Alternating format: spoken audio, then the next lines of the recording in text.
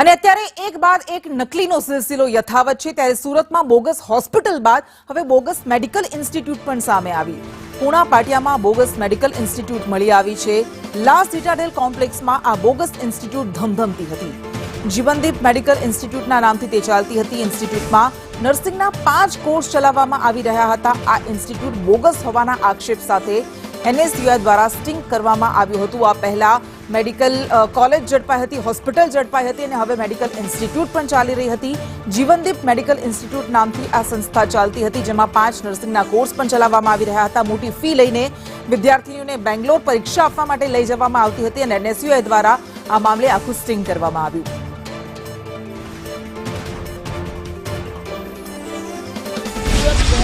એક બાદ એક નકલી પકડાવાનો સિલસિલો યથાવત છે ત્યારે થોડા દિવસ અગાઉ નકલી ડોક્ટરો દ્વારા નકલી હોસ્પિટલ ખોલી નાખવામાં આવી હતી। ત્યારે સુરતના પૂણા વિસ્તારમાં નકલી ઇન્સ્ટિટ્યૂટ ઝડપી પાડવામાં આવ્યું છે। મેડિકલ ઇન્સ્ટિટ્યૂટ છે તે ઝડપી પાડવામાં આવ્યું છે। જીવનદીપ મેડિકલ ઇન્સ્ટિટ્યૂટ છે ત્યાં ગાડી કહેવાય કે નકલી ઇન્સ્ટિટ્યૂટ ખોલી નાખવામાં આવ્યું હતું અને વિદ્યાર્થીઓના ભવિષ્ય સાથે ચેડા કરવામાં આવતા હતા।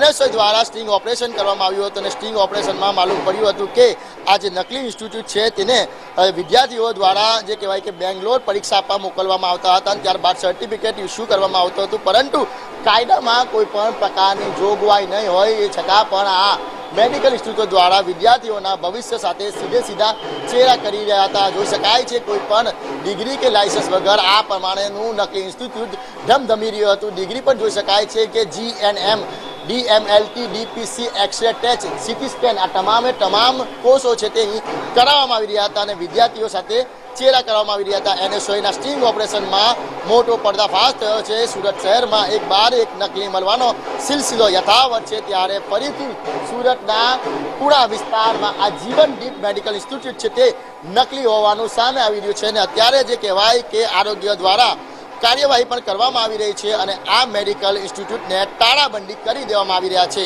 એટલે કહેવાય કે સુરત શહેરમાં એક નકલી મળી રહ્યું છે ત્યારે હવે તો નકલી મેડિકલ ઇન્સ્ટિટ્યૂટ મળી આવ્યું છે, જેને લઈને સૌ કોઈ ચોંકાયા છે।